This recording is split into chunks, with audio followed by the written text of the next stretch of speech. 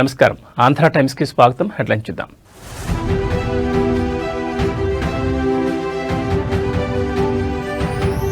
కేంద్ర పథకాలను ఏపీకి ఎక్కువగా తీసుకురావాలి. హెచ్ఓడీల సమావేశంలో సీఎం చంద్రబాబు కీలక వ్యాఖ్యలు.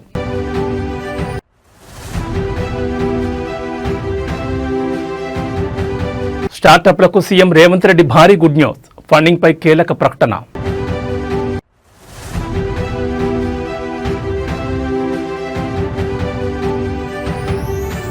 గూగుల్ సీఈఓ సుందర్ పిచాయ్తో మంత్రి లోకేష్ భేటీ. పలు కీలక అంశాలపై చర్చ.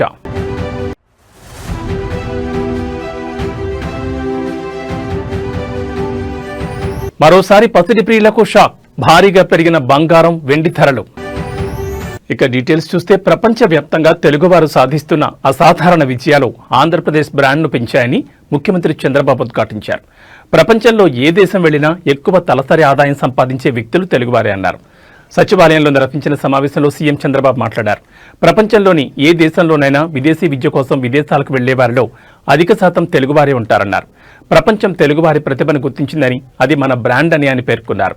విశాఖ భాగస్వామ్య సదస్సు ద్వారా రాష్ట్ర బ్రాండ్ను తమ సరిదిద్దామని, ఈ సదస్సు ద్వారా 13.26 లక్షల కోట్ల పెట్టుబడులు వచ్చాయని, దీనివల్ల 16 లక్షల మందికి ఉద్యోగాలు వస్తాయని ప్రకటించడానికి తాను గర్వపడుతున్నానని తెలిపారు. ఇప్పటికే ఎస్ఐపిబి ద్వారా 8.29 లక్షల కోట్ల పెట్టుబడులు గ్రౌండ్ అయ్యాయని వెల్లడించారు. దేశంలోని అత్యధిక పారిశ్రామిక పార్కులో ఉన్న రాష్ట్రంగా ఆంధ్రప్రదేశ్ నిలిచిందని కేంద్ర ప్రభుత్వం సైతం పార్లమెంట్లో ప్రస్తావించిందని గుర్తు చేశారు. లాస్ట్ ఇయర్ అంటే 5 సంవత్సరాలు ఏ స్టేజ్కి తీసుకొచ్చారంటే లాస్ట్కి వచ్చే కొందికి సెంట్రలీ స్పాన్సర్ స్కీమ్స్ వాడుకోవడం మానేసి వాళ్ళ డబ్బులు డైవర్ట్ చేసి గవర్నమెంట్ ఆఫ్ ఇండియా రూల్స్ మార్చారు ఆంధ్రప్రదేశ్ కోసం. ఆ రూల్స్ ఏ విధంగా మార్చారంటే, మీరు ఎస్క్రో అకౌంట్ పెట్టండి, మీకు డబ్బులు ఇస్తాం, పని చేయండి, యూసీసీ ఇవ్వండి, మళ్ళీ అకౌంట్కే పంపిస్తాం. అంటే డైవర్ట్ చేయడానికి వీలు లేకుండా కొత్త విధానం తీసుకొచ్చారు. ఆంధ్రప్రదేశ్ జరిగిన అవకతవకల కోసం ఉండే అడ్మినిస్ట్రేషన్ మనం గుర్తుపెట్టుకోవాలి. ఇది ఈ సంవత్సరం మనం మ్యాక్సిమం సెంట్రల్ స్పాన్సర్ స్కీమ్స్ తీసుకురావాలి. దానికి కూడా ఏం చేయాలో మనం వర్కౌట్ చేయాల్సిన అవసరం ఉంది. దేశం కోసం మనం చాలాసార్లు చెప్పాం. ఈరోజు మీరు చూస్తే AP brand very strong brand. ఇది over a period of time AP brand weak కావడమే కాకుండా డ్యామేజ్ అయ్యింది. మీరందరూ గుర్తుపెట్టుకోవాల్సిన ఒక వ్యక్తి యొక్క ప్రవర్తన వల్ల over a period of time ఆయన పరపతి పెరుగుతుంది. హైదరాబాద్ కేవలం స్టార్టప్ హబ్గా ఎదగడమే కాదని, ఆ కంపెనీలు యూనికార్న్ కంపెనీలుగా ఎదగాలని, అందుకోసం రాష్ట్రంలో ఒక మంచి ఎకోసిస్టమ్ను సృష్టించాలనుకుంటున్నామని ముఖ్యమంత్రి రేవంత్ రెడ్డి అన్నారు. స్టార్టప్ల కోసం తమ ప్రభుత్వం 1000 కోట్లతో స్టార్టప్ ఫండ్ ఏర్పాటు చేస్తుందని చెప్పారు. హైదరాబాద్ టీ హబ్లో గూగుల్ స్టార్టప్ ప్రారంభోత్సవ కార్యక్రమంలో సీఎం పాల్గొని మాట్లాడారు. స్టార్టప్లను ఫుట్బాల్ ఆటతో పోల్చారు. నేను ఫుట్బాల్ ఆడతానని, ఫుట్బాల్లో సమిష్టి కృషి అవసరం, పట్టుదలతో సాధన చేయాలి, ఇది టీం వర్క్, చివరికి గెలుపు చాలా ముఖ్యమని అన్నారు. స్టార్టప్ కూడా అదేవిధంగా ఉండాలని సూచించారు. తెలంగాణ ప్రభుత్వం గూగుల్కు అవసరమైన సహకారం అందించడానికి సిద్ధంగా ఉందని చెప్పారు. హైదరాబాద్లో ఉన్న అగ్రస్థాయి స్టార్టప్స్లో గూగుల్ ఒకటని ఆయన చెప్పారు. మీరు యువకులు, శక్తివంతులు, సాధారణంగా మీరు మీ కలలను సాకారం చేసుకోవాలనుకుంటారు.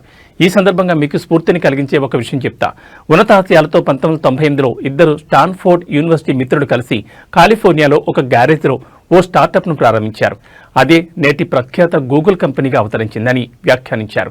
తెలంగాణ భవిష్యత్ అభివృద్ధిని ఆకాంక్షించి ప్రపంచానికి తెలంగాణ బ్రాండ్ను పరిచయం చేయాలని గత 2 రోజులు తెలంగాణ రైజింగ్ 2047 గ్లోబల్ సమ్మిట్ను నిర్వహించామన్నారు.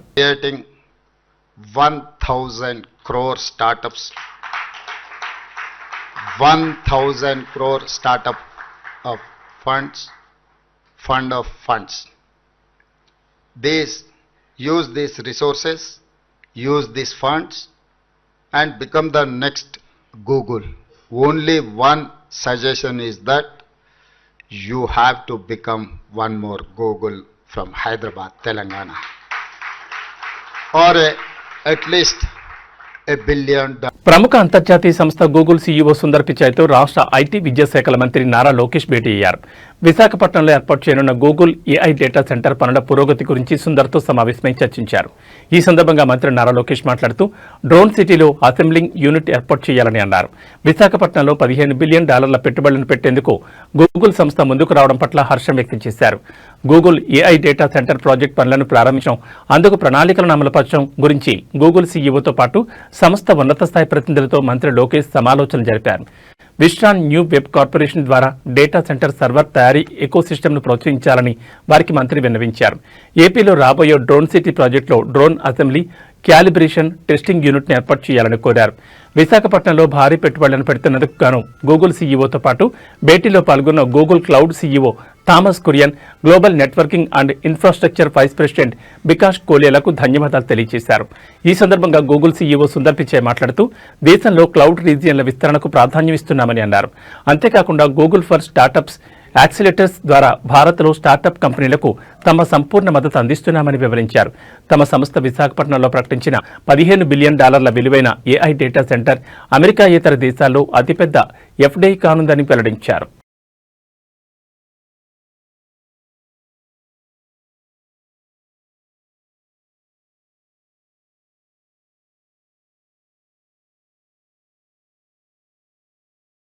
ఏలూరు జిల్లా దెందులూరు నియోజకవర్గంలో రాజకీయ వాతావరణం ఒక్కసారిగా వేడెక్కింది. టీడీపీ ఇక్కడ సమావేశం నిర్వహిస్తున్న నేపథ్యంలో శాంతి భద్రతల పరిరక్షణ కోసం పోలీసులు ముందస్తు చర్యలు చేపట్టారు.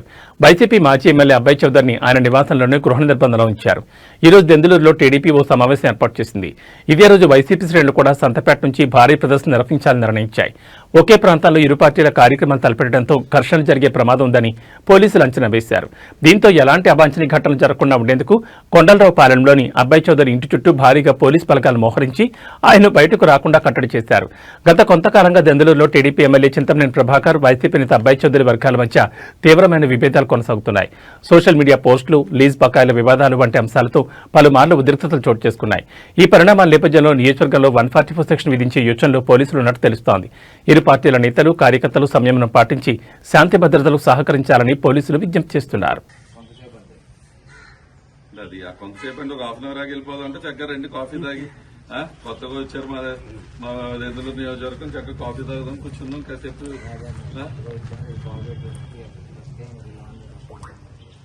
కాంట్రాక్ట్ విషయం మేమే చేసాం సార్, మేము దెందులూరు మా ప్రోగ్రామ్కి వెళ్దాం అంతే. అంటే ఇప్పుడు వేరే చాటుకి వెళ్తామంటే కూడా వెళ్ళకుండా కాసేపు ఇక్కడ ఉండండి అంటే మేము డిపార్ట్మెంట్ రెస్పెక్ట్ అవ్వకుండా ఉండేవాళ్ళం కాదు కదా. కానీ మా ఎక్స్ప్రెషన్ మేము చేయాలి కదా. ఇప్పుడు ఈ రోజు మేము 50,000 సంతకాలు సేకరించి వచ్చి దెందులూరులో, అంటే ఈ దెందులూరు నియోజకవర్గంలో 50,000 మంది ఈ ప్రైవేట్ కాలేజ్ ప్రైవేట్ కాలేజ్ ని ప్రైవేటైజేషన్ చేయడం కరెక్ట్ కాదని చెప్తా ఉన్నారు.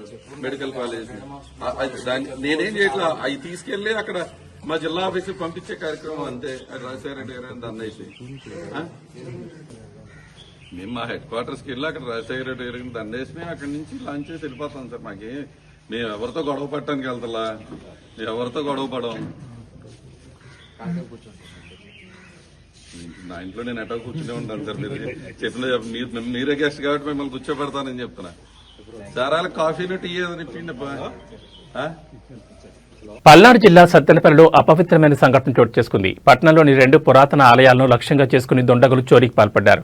పట్నంలోని శివాలయం, అలాగే వేణుగోపాల స్వామి గుడిలో దొంగలు హుండీలను పగలగొట్టి అపహరించుకుపోయారు. ఈ 2 ఆలయాలు చారిత్రక ప్రాధాన్యత కలిగిన కావడంతో ఈ చోరీ ఘటన స్థానికంగా తీవ్ర కలకలం సృష్టించింది. రాత్రి వేళలో ఆలయాల తలుపులు పగలగొట్టి లోపలికి ప్రవేశించిన దొంగలు భక్తులు సమర్పించుకున్న కానుకలు ఉండే హుండీలను ఎత్తుకెళ్లారు. దొంగతనానికి పాల్పడిన విధానం, వారి ముఖాలు ఆలయ ప్రాంగణంలో ఏర్పాటు చేసిన సీసీ కెమెరాలో స్పష్టంగా రికార్డయ్యాయని పోలీసులు తెలిపారు. సీసీ ఫుటేజ్ ఆధారంగా కేసు నమోదు చేసి నిందితులను పట్టుకునేందుకు గాలింపు చర్యలు చేపట్టామన్నారు. ఈ చోరీ ఘటనపై స్థానిక భక్తులు, ఆలయ కమిటీ సభ్యులు తీవ్ర ఆందోళన వ్యక్తం చేస్తున్నారు. పట్టణంలో పురాతన ఆలయాలకు కూడా రక్షణ కరువైందని వాపోయారు. తక్షణమే దొంగలను పట్టుకుని హుండీలను, ఆలయ సొమ్మును తిరిగి స్వాధీనం చేసుకోవాలని డిమాండ్ చేశారు. గతంలో కూడా సత్తెనపల్లిలో దొంగతనాలు జరిగాయని, వాటికి సంబంధించిన వీడియోలు కూడా ఉన్నాయన్నారు. పోలీసులు సీసీ కెమెరాల దృశ్యాలను పరిశీలిస్తున్నారని పేర్కొన్నారు.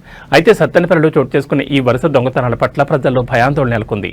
దోషులను త్వరగా పట్టుకోవడంతో పాటు ఆలయాలకు భద్రతను పెంచాలని ప్రజలు కోరుతున్నారు.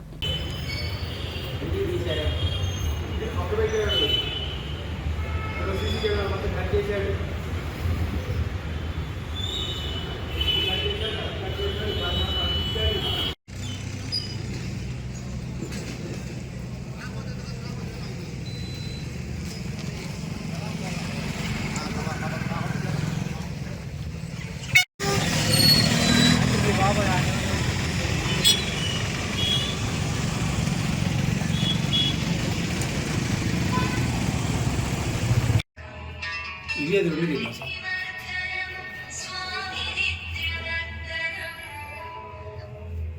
మేడం గారు నమస్తమ్మా. అవునమ్మా, రాత్రి దొంగలు పడ్డారు, శివాలయంలో పడ్డారు, వేణుగోపాల స్వామి గుడిలో పడ్డారు. ఉండీలు అసలు కట్ చేశారు మేడం, మిషన్లో పెట్టి.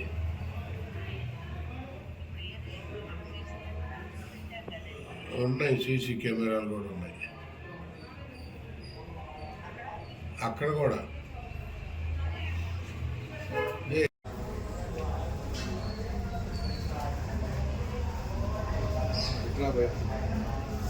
పంచాయతీ ఎన్నికల నేపథ్యంలో గ్రామాల్లో ప్రచారం జోరుగా సాగుతోంది. ఇప్పటికే తొలి విడత ఎన్నికల ప్రచారం ముగియగా ప్రస్తుతం రెండో మూడో విడత ఎన్నికల ప్రచారం సాగుతోంది. ఈ క్రమంలో స్టేషన్ ఘన్పూర్ నియోజకవర్గంలో బీఆర్ఎస్ అభ్యర్థుల ప్రచారాన్ని ఎమ్మెల్యే కడియం శ్రీహర్ అడ్డుకున్నారు. ఎమ్మెల్యే పర్యటన పేరుతో పోలీసులు బీఆర్ఎస్ కార్యకర్తలను ప్రచారం చేసుకోనివ్వకుండా అడ్డుపడుతున్నారు. ఈ నేపథ్యంలో హనుమకొండ జిల్లా ఐనవోలు మండలం గర్మెళ్లపల్లి గ్రామంలో బీఆర్ఎస్ కార్యకర్తలు ఆగ్రహం వ్యక్తం చేశారు. కడియం సారు మనది ఏ పార్టీ, కాంగ్రెస్ హామీలు ఏమయ్యాయని రాసిపెట్టి ఉన్న ప్లకార్డులతో నిరసన దిగారు. గర్మెళ్లపల్లి గ్రామ ప్రజలకు నమస్కారాలు. మా భార్య ఎస్సీ రిజర్వ్ కావడం వల్ల మా భార్యను సర్పంచ్ అభ్యర్థిగా నిలబెట్టినాను. మేము ప్రచారం కోసం పోదామని వచ్చిన అక్క చెల్లెలందరికీ అన్నదమ్ములందరికీ టిఫిన్ చేయిస్తుండగా మా కాంగ్రెస్ టీఆర్ఎస్ పార్టీలో గెలిచి బిడ్డ కోసం లబ్ధి పొంది బిడ్డ ఉపాధి కోసం కాంగ్రెస్ పార్టీలోకి చేరడం జరిగింది. అతని ర్యాలీ కోసం వచ్చిన కడియం గారి బందోబస్తుకు వచ్చిన పోలీసు వాళ్ళు మమ్మల్ని టిఫిన్ చేయకుండా మీరు 1 కిలోమీటర్ దూరంలో ఉండండి మీరు అని తరిమి కొట్టిండ్రు.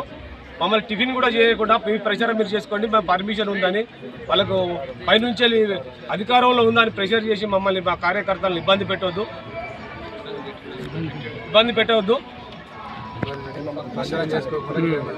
ప్రచారం చేయకుండా కిలోమీటర్ దూరం పంపించినారు.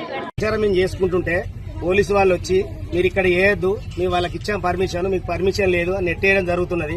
దాదాపు 1 కిలోమీటర్ దూరం మమ్మల్ని తరిగి కొట్టడం జరుగుతున్నది. మా వెనకనే రావడం జరుగుతున్నది జబర్గడ్డ పోలీసు వాళ్ళు. మేము ఏమనుకున్నా కూడా మా ప్రచారం మేము చేసుకోవడం జరుగుతుంది. మాకున్న ధైర్యం, మా ఉంగరం గుర్తు పక్కా గెలుస్తుంది. ఆ భయం వాళ్ళకు చుట్టుకొని కాంగ్రెస్ వాళ్ళు చేస్తారని వాళ్ళ ప్రచారం ఆపండి సార్ అని పోలీసు వాళ్ళు చెప్పడం జరిగింది. వాళ్ళు వచ్చి ముందుకు వచ్చి నూకేయడం జరుగుతున్నది, మమ్మల్ని నెట్టేయడం జరుగుతున్నది. కనీసం రోడ్డు మీద ఉండే పర్మిషన్ మాకు లేదని బెదిరిస్తున్నారు సార్ వాళ్ళు. మరి వాళ్ళకి ఎందుకో మరి అట్లా ఏం వాళ్ళు చెప్పిలో కాంగ్రెస్ వాళ్ళు మా బీఆర్ఎస్ వాళ్ళను చూస్తే మాత్రం వాళ్ళు తరిమి కొట్టే పరిస్థితి వచ్చింది. మాకు 100% గెలిచేది మాత్రం మా ఉంగరం గుర్తే. జై తెలంగాణ. నేను ఎమ్మెల్యేను, అధికారం మా చేతిలో ఉంది, మీరు ఎవరికి ఓటేశారో నాకు తెలుస్తుంది. పోలింగ్ డబ్బాలో చూస్తా అంటూ ఆలేరు కాంగ్రెస్ ఎమ్మెల్యే ఓటర్లకు మాస్ వార్నింగ్ ఇచ్చారు. నా సొంతూరు సైదాపురంలో 1 వార్డు ఓడిపోతే నేను ఓడిపోయినట్లే అంటూ తీవ్రస్థాయిలో ధ్వజమెత్తారు. గ్రామ పంచాయతీ ఎన్నికల్లో భాగంగా మంగళవారం యాదగిరిగుట్ట మండలంలోని పలు గ్రామాల్లో ఎన్నికల ప్రచారం నిర్వహించారు. ఈ క్రమంలో తన సొంతూరైన సైదాపురంలో కార్నర్ మీటింగ్లో మాట్లాడుతూ బెదిరింపులకు పాల్పడ్డారు. సైదాపురం నా సొంత గ్రామం, మీరంతా మా కుటుంబ సభ్యులే. కాంగ్రెస్ పార్టీ బలపరిచిన అభ్యర్థి గెలుస్తాడని సర్వేలని చెప్తున్నాయి. అభ్యర్థి గెలుపు లాంఛనమే అని పేర్కొన్నారు. కొంతమంది కిక్రిగాళ్లు ఇండల్లోకి వచ్చి ఓట్లను అడుగుతున్నారని మండిపడ్డారు. గ్రామంలో కాంగ్రెస్ సర్పంచ్ ఉంటేనే అభివృద్ధి చేస్తారని తెగేసి చెప్పారు. 1 వార్డు ఓడిపోయినా నేను ఓడిపోయినట్లే. 1 ఓటు బీఆర్ఎస్ పార్టీ అభ్యర్థికి వేసినా నా మీద ఒట్టే. వీరభద్రస్వామి మీద ఒట్టి చెప్తున్నా. ఒక్కొక్కటి పని చెప్తా, వాళ్ళ తాట తీస్తా, నా ఇంటికి వస్తారు, పనులు చేయించుకుంటారు, నాపైనే పోటీ దిగుతారా? గుర్తుపెట్టుకోండి, నా గడపను తొక్కనీయా అంటూ మాస్ వార్నింగ్ ఇచ్చారు. ఈ క్రమంలో సైదాపురం గ్రామానికి హామీల వర్షం కురిపించారు. సొంత నిధులతో ఫంక్షన్ హాల్ నిర్మిస్తానని, సంక్రాంతి వరకు మరో 70 ఇందిరమ్మ ఇళ్లను మంజూరు చేస్తానని హామీ ఇచ్చారు. అవునా కాదా? కొంతమంది సాటుంగా వచ్చి మన కులం మనోడు 1 ఓటేయమంటున్నారు. వేస్తారా? అట్లా నమ్ముకున్న పార్టీకి మోసం చేస్తారా? చేస్తే నేను చూడన్నా. ఇప్పుడు నేను ఎమ్మెల్యేను, డబ్బాలు ఎవరు ఓటేస్తున్నారు నాకు తెలియదా? 1 ఓటు పోతే నా మీద ఒట్టే, 1 ఓటు పోతే నా మీద ఒట్టే. పక్క పార్టీకి పోయినోడు కూడా మనోడే, ఆడు నా బామ్మర్దే. వాడు నేను వేరే ఎంపీటీసీ ఇస్తారా బామ్మర్ది అంటే నన్ను జనాలు అడ్డుకున్న వీడియోలు సోషల్ మీడియాలో పెడితే అంతు చూస్తానని ఖానాపూర్ ఎమ్మెల్యే వెడ్మా బొజ్ పటేల్ బెదిరింపులకు దిగారు. సర్పంచ్ ఎన్నికల ప్రచారంలో భాగంగా ఊరూరా తిరుగుతున్న ఆయనను మంచిర్యాల జిల్లా చెన్నారం మండలం దేవునిగూడ గ్రామంలో ప్రజలు నిలదీశారు. ఎన్నికల సందర్భంగా కాంగ్రెస్ పార్టీ ఇచ్చిన హామీలను ఎందుకు నెరవేర్చడం లేదని జనం ప్రశ్నించారు. దీంతో సమాధానం చెప్పలేక ఎమ్మెల్యే ప్రచారాన్ని మధ్యలోనే వదిలేసి వెళ్లారు. గ్రామాల్లో జనం తనను అడ్డుకున్న వీడియోలను సోషల్ మీడియాలో పెడితే అంతు చూస్తానని బెదిరించారు. కోపంతో చిందులు వేశారు. మీ గ్రామానికి 1 ఇందిరమ్మ ఇళ్లు రాకుండా చేస్తాం, ఏం చేసుకుంటారో చేసుకోండి అని బెదిరింపు ధోరణిలో మాట్లాడారు.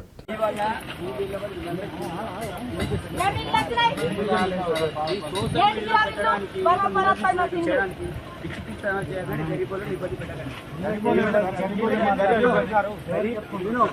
ఆపిండు మర్యాద చెప్పిండు పాప ఆమె సీట్ ఇచ్చిండు ఎవరు పిచ్చింది సీట్ నేనే కదా. మీరేదో పాప ఆమె ఆపిందని నేను ఆగితే మీరు సోషల్ మీడియాలో పెట్టడానికి చేసేస్తే ఇల్లు రాకపోతే బాధ్యత వహించాలి. నేను కొన్ని విషయాలు మేము పెట్టేస్తాం. నేను ఈ రోజు వెళ్ళమ్మా చెప్తున్నాను, ఇది సోషల్ మీడియాలోకి వచ్చినానుకో నేను ఇక్కడ ఒక ఇల్లు కూడా ఏం చేస్తాను చెప్పి ఏమైనా ఊరికే ఉంది చెప్పి సోషల్ మీడియాలో పెట్టడానికి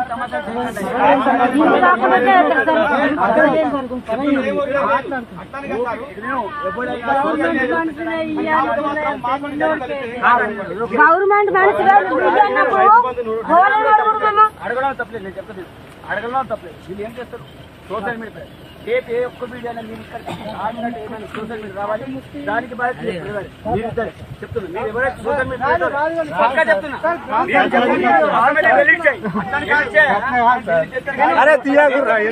మంత్రి దుద్దుల శ్రీధరబాబును ఉద్దేశిస్తూ మాజీ ఎమ్మెల్యే పుట్ట మధు అభివృద్ధి పనుల విషయంలో విమర్శలు చేశారు. మందన నియోజకవర్గంలో అభివృద్ధి జరగలేదంటూ తెలిపారు.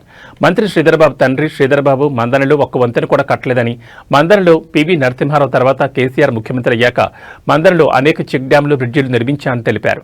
శ్రీధరబాబు గెలిచి 2 సంవత్సరాలు అవుతోంది. ఇప్పటివరకు మందనలో ఒక్క పని కూడా చేయలేదని ఆరోపించారు. దమ్ము ధైర్యం ఉంటే దుద్దిల శ్రీధర్ నువ్వు ఈ 2 సంవత్సరాల ఏం చేసినావు?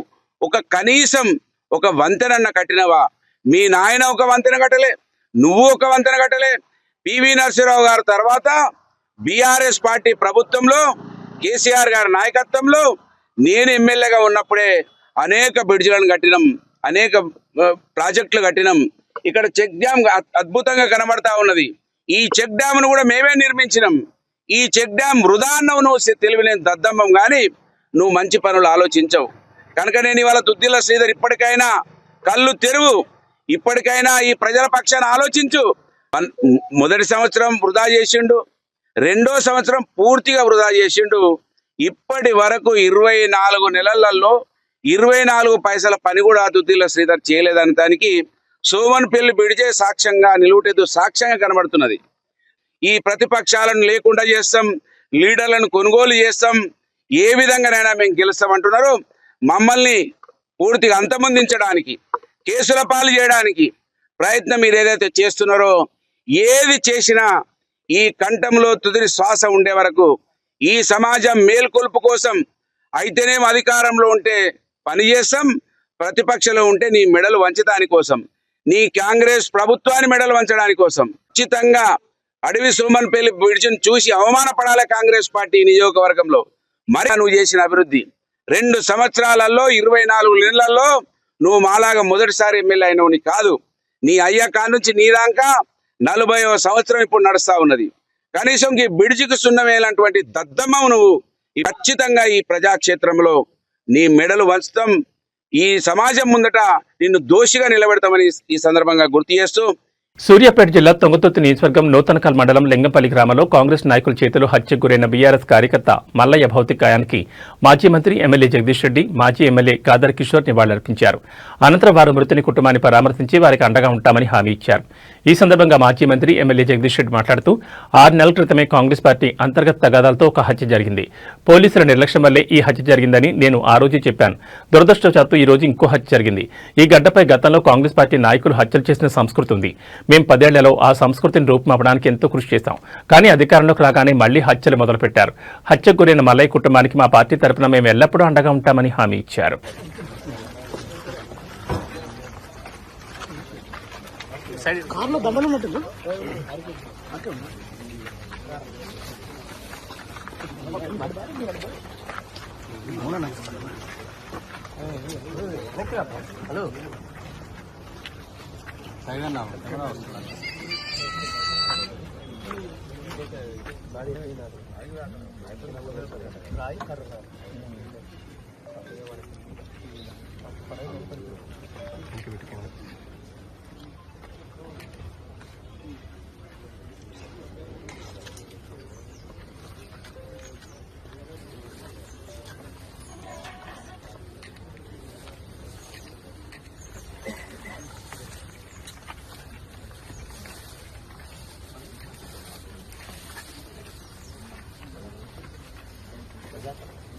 ఆరు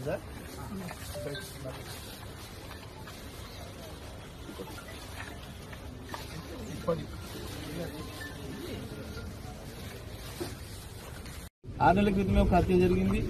అది కాంగ్రెస్ పార్టీ అంతర్గత తగాదాలతోనే జరిగింది. మేము ఆ రోజే చెప్పినాం, నేను ఆ రోజే బహిరంగంగా చెప్పినా, ఇది పోలీసుల వైఫల్యం తప్ప ఇంకొకటి కాదు. మీరు ఉదాసీనంగా ఉంటే ఇదే రకంగా కొనసాగుతాయనే మాట. అందుకే మళ్ళీ చెప్తున్నా, నేను ఇటువంటి కేసుల్లో పోలీసులు తీవ్రంగా స్పందించకపోతే, కఠినమైన చర్యలు తీసుకోకపోతే అవి కొనసాగుతాయి. ఈ ప్రాంతంలో గతంలో ఆ సంస్కృతి ఉంది. ఆ సంస్కృతిని రూపుమాపడానికి మేము 10 ఏళ్లు చేసిన కృషిని ఇవాళ మళ్ళీ కాంగ్రెస్ పార్టీ నాశనం చేస్తుంది. జిల్లాలో ఉండే ప్రజలు, ప్రజాస్వామికవాదులు, ఇతర పార్టీల నాయకులందరూ కూడా నేను విజ్ఞప్తి చేస్తా ఉన్నా, ఈ విషయంలో అందరం కూడా ఏకం కావాల్సిన అవసరం ఉంది. కాంగ్రెస్ మూర్ఖ వైఖరిని ఎండగట్టాల్సిన అవసరం ఉంది. ప్రజల్లో కాంగ్రెస్ గుండాయిజాన్ని వ్యతిరేకిస్తూ పెద్ద ఎత్తున ఉద్యమాలు చేయాల్సిన అవసరం కూడా వస్తూ ఉంది. తప్పకుండా మనం అందరం కూడా పనికి పూనుకోవాలని చెప్పి విజ్ఞప్తి చేస్తూ, మేము మా ఉప్పల మల్లయ్య, మా కార్యకర్త కుటుంబానికి పూర్తి స్థాయిలో అండగా ఉంటాం. మా కార్యనిర్వాహక అధ్యక్షులు కేటీఆర్ గారు కూడా మాట్లాడి వారు వస్తారని చెప్పడం జరిగింది. కానీ ఇవాళ ఉన్న పరిస్థితులలో ఒకవైపు ఎన్నికలు జరుగుతూ ఉన్నాయి, ఇంకా ఉద్రిక్తతలు పెరిగే అవకాశం ఉంది అని చెప్పి మేమే వద్దని చెప్పడం జరిగింది. మరి తొందరలోనే వచ్చి ఆ కుటుంబాన్ని పరామర్శించి పార్టీ నుంచి పూర్తిగా ఆ కుటుంబాన్ని ఆదుకోవడానికి కావాల్సిన కార్యక్రమాలు కూడా మేము చేస్తాం. మరి ఇటువంటి దాడుల్ని అందరూ కూడా ఖండించాలని చెప్పి విజ్ఞప్తి చేస్తాం. 2 రోజులుగా కాస్త తగ్గుముఖం పట్టిన బంగారం వెండి ధరలు బుధవారం అప్డేట్ అయ్యాయి. బంగారం వెండిపై భారీగా పెరిగింది. మన భారతీయ సంప్రదాయంలో బంగారానికి అత్యంత ప్రాధాన్యత ఇస్తారు. హిందూ సంప్రదాయంలో ప్రత్యేక స్థానం ఉంది. ఈ మధ్య కాలంలో నుంచి విపరీతంగా పెరుగుతున్న ధరలు ఇప్పుడు మరింతగా ఎగబాకాయి. దేశీయంగా 24 క్యారెట్ల 10 గ్రాముల బంగారంపై ₹870 వరకు పెరిగిగా, అదే 22 క్యారెట్ల 10 గ్రాముల బంగారంపై ₹800 వరకు పెరిగింది. ఇక వెండి విషయానికి వస్తే కిలో వెండిపై ఏకంగా ₹9,000 పెరిగింది. దీన్ని బట్టి చూస్తే వెండికి ఎంత డిమాండ్ ఉందో అర్థమైపోతోంది. వెండిని చాలా వాటిలో ఉపయోగిస్తున్నారు. ముఖ్యంగా ఎలక్ట్రిక్ వాహనాలు, ఇతర పరికరాల్లో సిల్వర్ను అధికంగా ఉపయోగిస్తుండటంతో బంగారంతో సమానంగా పరుగులు పెడుతోంది. ప్రస్తుతం బంగారం, వెండి కొనాలంటేనే భయపడే రోజులొచ్చాయి. ధర పెరిగిన తర్వాత వెండి కిలో ధర 1,99,000గా ఉంది. అదే హైదరాబాద్, చెన్నై, కేరళ రాష్ట్రాల్లో అయితే భారీగా ఉంది. ఇక్కడ కిలో వెండి ధర 2,07,000 వద్ద కొనసాగుతోంది.